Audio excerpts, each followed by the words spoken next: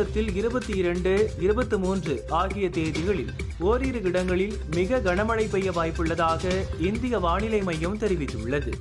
இன்றும் நாளையும் மணிக்கு 40 முதல் 50 கிலோமீட்டர் வேகத்தில் காற்றுடன் மழை பெய்யும். இன்று முதல் 3 நாட்கள் ஓரிரு இடங்களில் மிக மிக பலத்த மழை பெய்யும் என சிவப்பு எச்சரிக்கை விடுக்கப்பட்டுள்ளது. வளிமண்டல கீழடுக்கு சுழற்சியானது நகர்ந்து குறைந்த காற்றழுத்த தாழ்வு பகுதியாக மாறும். இது மேலும் தீவிரமடைந்து காற்றழுத்த தாழ்வு மண்டலமாக மாறி தமிழ்நாட்டை விட்டு நகர்ந்து புயலாக மாறும் என தமிழ்நாடு வெதர்மேன் தெரிவித்துள்ளார். இதன் காரணமாக கன்னியாகுமரி மாவட்டத்தில் அதிக மழை பெய்ய வாய்ப்புள்ளது. மேலும் சென்னை, திருவள்ளூர், காஞ்சிபுரம், செங்கல்பட்டு மாவட்டங்களிலும் மழைக்கு வாய்ப்புள்ளது என்றும் தெரிவித்துள்ளார். தேனி மாவட்டம் மேகமலை அருவியின் நீர்பிடிப்பு பகுதிகளில் தொடர் மழை பெய்து வருகிறது.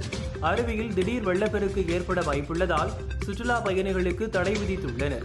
கனமழைக்கான எச்சரிக்கை முடிவடைந்து நீர்வரத்து சீராகும் வரை தடை தொடரும் என அறிவித்துள்ளனர். கேரளாவில் அதிதீவிர மழைக்கு வாய்ப்புள்ளதால் இடுக்கி, கோட்டயம், பத்தினம்திட்டா மாவட்டங்களுக்கு இன்றும் நாளையும் வானிலை ஆய்வு மையம் ரெட் அலர்ட் விடுத்துள்ளது.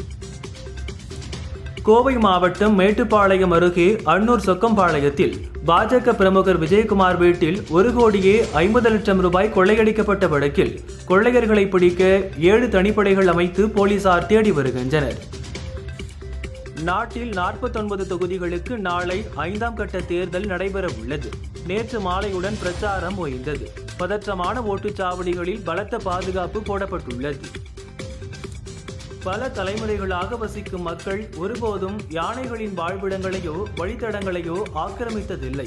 அவர்களை வெளியேற்றிவிட்டு திமுக குடும்ப உறுப்பினர்களுக்கு நெருக்கமான தொழிலதிபர்களுக்கு வழங்குவதற்காகத்தான் அவசர கதியில் யானை வழித்தடம் என்ற புதிய வீதியை திமுக அரசு செய்கிறதோ என்ற எண்ணம் மக்கள் மத்தியில் எழுந்துள்ளது என மத்திய அமைச்சர் எல் முருகன் தெரிவித்தார்.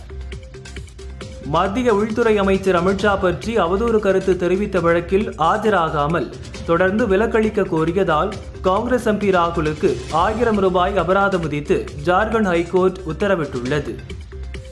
100 நாள் வேலை திட்டத்தில் பணிபுரிவோருக்கான தினக்கூலி 319 ரூபாயாக உயர்த்தப்பட்டுள்ளது. ஏப்ரல் 1 முதல் கணக்கிட்டு வழங்க தமிழக அரசு உத்தரவிட்டுள்ளது.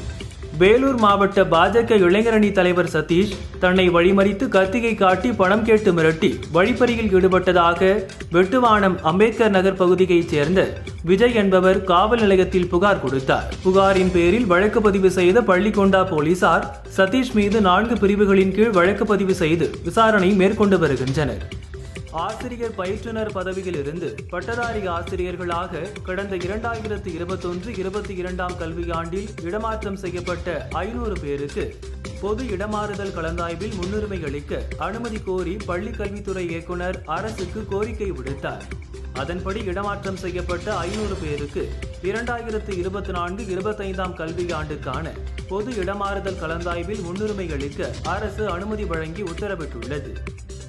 இளைஞர்களை கோவிலுக்கு வரவழைக்க நடவடிக்கை எடுக்க வேண்டும். கோவில்களில் நூலகம் அமைக்கலாம் என இஸ்ரோ தலைவர் சோம்நாத் கூறினார். ஆரணி ஆற்றங்கரையில் உடைப்பு ஏற்பட்ட பகுதியில் 16 கோடி ரூபாய் மதிப்பீட்டில் கட்டுமான பணிகள் நடக்கிறது. பணிகள் தரமற்று இருப்பதாக கூறி அப்பகுதி மக்கள் கட்டுமான பணியை தடுத்து நிறுத்தினர். சம்பந்தப்பட்ட அதிகாரிகள் மீதும் ஒப்பந்ததாரர் மீதும் நடவடிக்கை எடுக்க வேண்டும் என வலியுறுத்தினர். திருப்பதியில் கூட்டம் அலைமோதுவதால் பக்தர்கள் ஏழுமலையானை தரிசிக்க 30 மணி நேரம் காத்திருக்க வேண்டிய சூழல் ஏற்பட்டுள்ளது. பக்தர்கள் பலர் கோபுர தரிசனம் செய்து ஊர் திரும்புகின்றனர். சிங்கப்பூரில் கொரோனா தொற்று அதிகரித்து வருவதால் பொதுமக்கள் கட்டாயம் மாஸ்க் அணிய வேண்டும் என சுகாதாரத்துறை அறிவுறுத்தியுள்ளது. அனுமதியின்றி பேனர் வைத்தால் 5000 ரூபாய் அபராதம் விதிக்க வேண்டும் என அதிகாரிகள் அளித்த யோசனைக்கு கட்சியினர், புரோக்கர்கள் மறுப்பு தெரிவித்தனர். இதன் காரணமாக அதிகாரிகளின் யோசனையை அரசு நிராகரித்தது.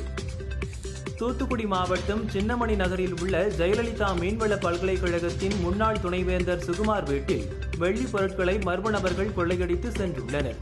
தூத்துக்குடி தெற்கு போலீசார் விசாரிக்கின்றனர். பாஜக ஆட்சிக்கு வருவது RSS அமைப்புக்கு மிகப்பெரிய ஆபத்து. RSS அமைப்பை அவர்கள் தடை செய்வார்கள் என உத்தவ் தாக்கரே கூறியுள்ளார். எங்கள் கட்சியை போலி சிவசேனா என்று அழைத்தவர்கள் RSS-ஐயும் போலி என்று அழைப்பார்கள் என்றும் கூறினார்.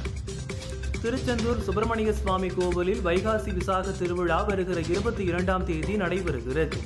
இந்த விழாவில் ஏராளமான பக்தர்கள் கலந்து கொண்டு தரிசனம் செய்வார்கள். இதனை முன்னிட்டு பக்தர்களின் வசதிக்காக நெல்லை திருச்செந்தூர் இடையே முன்பதிவில்லாத சிறப்பு ரயில்கள் இயக்கப்படுகின்றன. கடந்த 10 ஆண்டுகளில் புதிதாக 31,000 கிலோமீட்டர் தூரத்துக்கு ரயில் பாதை அமைக்கப்பட்டது. கடந்த ஆண்டில் மட்டும் 5,300 கிலோமீட்டர் தூரத்துக்கு ரயில் பாதை அமைக்கப்பட்டது.